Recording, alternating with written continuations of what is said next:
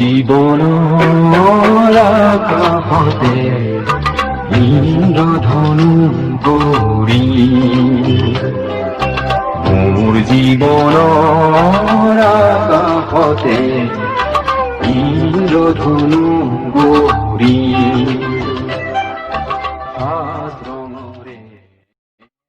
ৰজাপথাৰ তিনিআলিত ৰজাপথাৰ সমন্বয় সংঘৰ উদ্যোগত ৰাভা দিৱস উদযাপন।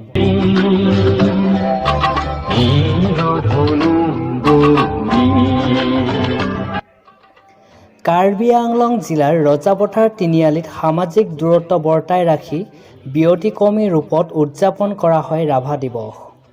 ৰজাপথাৰ সমন্বয় সংঘৰ উদ্যোগত অনুষ্ঠিত অনুষ্ঠানটোত পুৱা ৰাভা দেৱৰ স্মৃতিত বন্তি প্ৰজ্বলন কৰে ৰজাপথাৰ তিনিআলি হাইস্কুলৰ প্ৰধান শিক্ষক নৱ লস্কৰে। চীনা সৈন্যৰ আক্ৰমণত প্ৰাণ আহুতি দিয়া ২০ জন বীৰ শ্বহীদৰ স্মৃতিত বন্তি প্ৰজ্বলন কৰে তিৱা সাহিত্য সভা কাৰ্বি আংলং জিলা সমিতিৰ সম্পাদক জনাৰ্দন পাটৰে। ইয়াৰ পাছতে অনুষ্ঠিত হয় ৰাভা সংগীতৰ লহৰে লহৰে কলাগুৰু বিষ্ণুপ্ৰসাদ ৰাভা দেৱৰ আত্মজীৱনৰ কথা শীৰ্ষক আলোচনা চক্ৰ।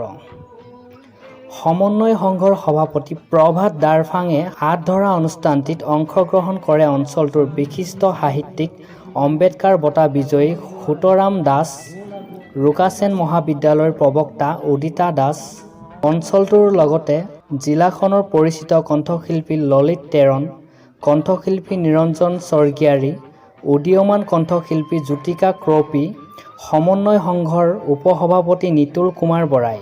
কম সময়ৰ ব্যতিক্ৰমী অনুষ্ঠানটোত ৰাভা সংগীতেৰে জীপাল কৰি তোলাৰ লগতে প্ৰতিজনেই শ্ৰদ্ধাৰে সোঁৱৰে কলাগুৰুগৰাকীক।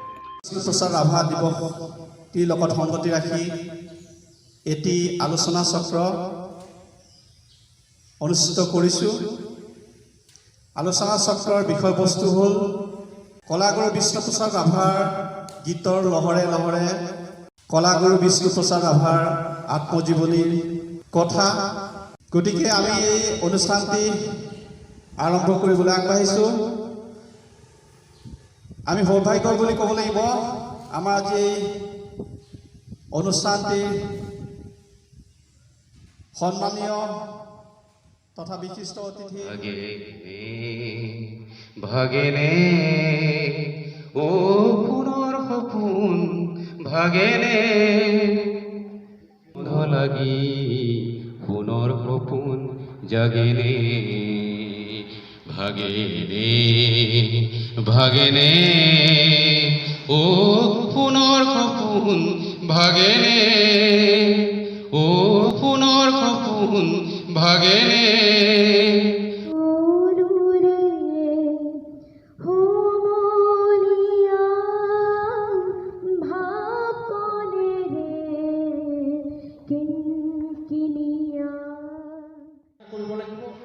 বেয়া দিশটো আমি কেনেকৈ আঁতৰাব পাৰোঁ, সমাজত ভাল প্ৰতিষ্ঠা কৰিব পাৰোঁ, এই দিশটোতেই শিল্পীসকল আবদ্ধ থাকে।